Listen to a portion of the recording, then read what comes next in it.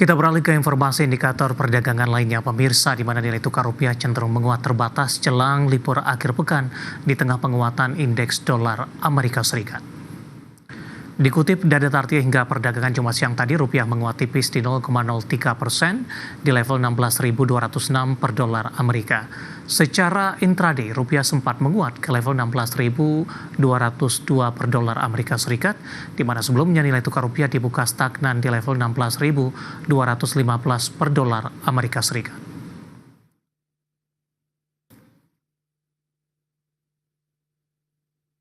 Dan langsung saja kita akan update seperti apa pergerakan nilai tukar rupiah terhadap sejumlah mata uang utama berikut ini. Dapat Anda saksikan grafis di layar televisi Anda pemirsa. Pergerakan nilai tukar rupiah terhadap dolar Amerika Serikat di 16.221 rupiah. Kemudian terhadap euro di 19.031 rupiah. Pound sterling berada di level 21.968 rupiah. Dan yen Jepang di 110,41 rupiah.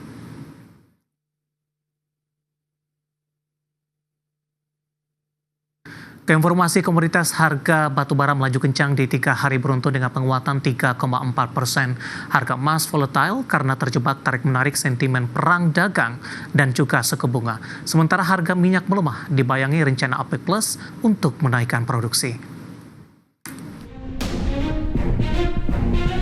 Harga batubara melaju kencang dengan penguat 3 hari beruntun. Menggeliatnya industri baja dan kebijakan di Amerika Serikat serta datangnya musim panas mirip mendorong harga batubara.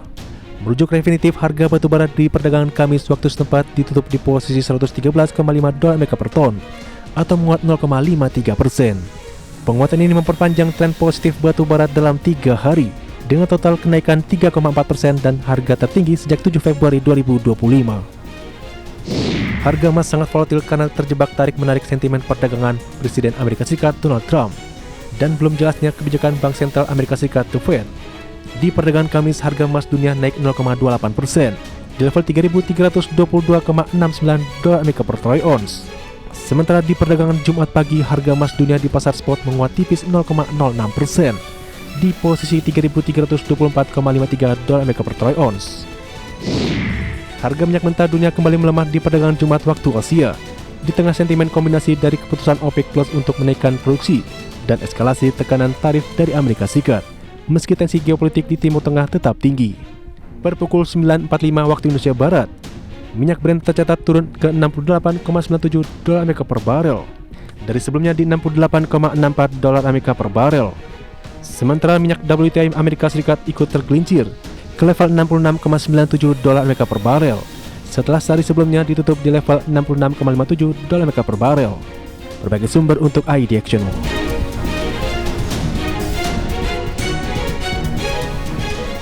Dan seperti apa update terkini pergerakan harga sejumlah komoditas yang berhasil dihimpun oleh tim redaksi kami sampai dengan sore hari ini waktu Indonesia Barat. Dapat Anda saksikan grafis di layar televisi Anda pemirsa, di mana minyak WTI menguat di 0,54% di level 66,93 dolar Amerika per barrel. Nikel melemah di 0,05% di level 15.258 dolar Amerika per metric ton. Emas menguat di 0,57% di level 3.344 dolar Amerika per troy ounce. Sementara SPO menguat di 0,82% di level 4.137 ringgit Malaysia per tonnya.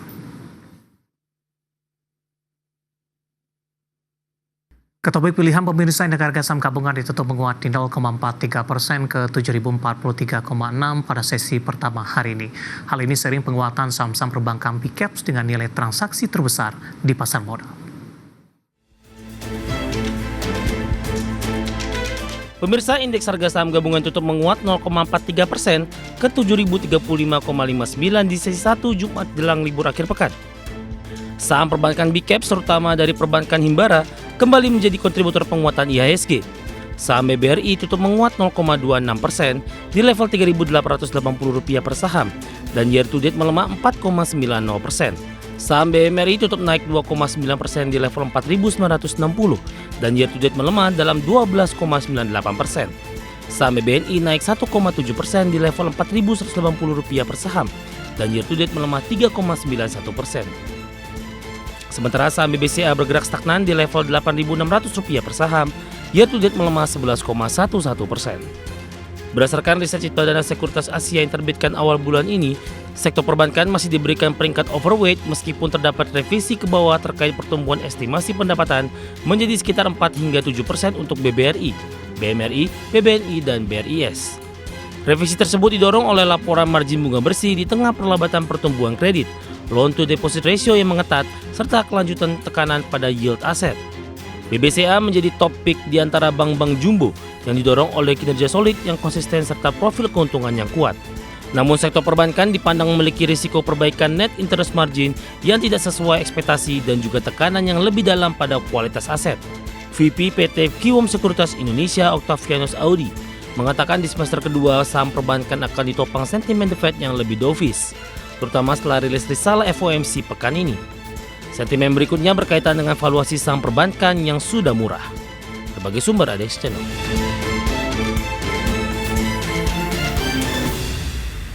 Dan selanjutnya mari kita coba simak beberapa sentimen yang berkembang yang berhasil dihimpun oleh tim redaksi kami dan diproyeksikan akan mempengaruhi pergerakan indeks harga saham gabungan, dan tampaknya untuk kali ini lebih didominasi oleh sentimen internasional. Dan informasinya apa saja? Mari kita simak rangkumannya berikut ini. Presiden Amerika Serikat Donald Trump menyatakan akan mengenakan tarif 35% untuk impor dari Kanada. Trump juga berencana untuk menekan tarif menyeluruh sebesar 15 atau 20% untuk sebagian besar mitra dagang lainnya. Mengutip Reuters dalam surat yang dirilis di platform media sosialnya, Trump beritahu Perdana Menteri Kanada Mark Carney bahwa tarif baru akan berlaku di 1 Agustus dan akan naik jika Kanada melakukan pembalasan. Tarif 35% merupakan peningkatan dari tarif 25% yang saat ini ditetapkan Trump.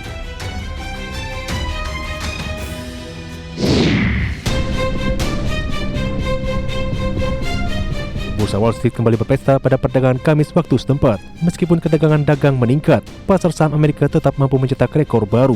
Indeks S&P 500 dan Nasdaq Composite bahkan mencetak tonggak baru dengan ditutup di level tertinggi sepanjang masa. Indeks S&P 500 naik 0,27% dan berakhir di 6.280,46. Nasdaq menguat 0,09% di 20.630,67. Sementara itu Dow Jones Industrial Average terapresiasi 0,43% ke 44.650,64.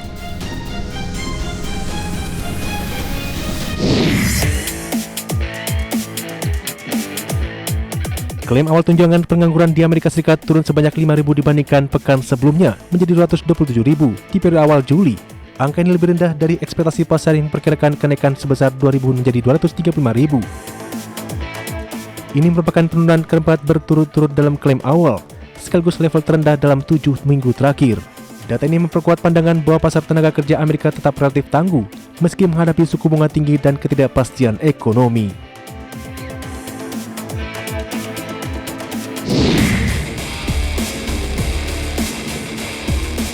Gubernur The Fed Bank of San Francisco Mary Daly mengatakan masih memperkirakan 2 kali pemangkasan suku bunga akan terjadi tahun ini dan melihat peluang yang lebih besar bahwa dampak tarif terhadap harga akan lebih terbatas daripada yang diantisipasi. Daly mengungkapkan beberapa perusahaan sedang bernegosiasi untuk membagi biaya tarif agar tidak perlu membebankan terlalu banyak biaya pada pelanggan pembeli. Sebelumnya, para pembuat kebijakan mempertahankan biaya pinjaman tahun ini meski muncul perbedaan pendapat mengenai berapa banyak pemotongan suku bunga. Berbagai sumber untuk IDXNU.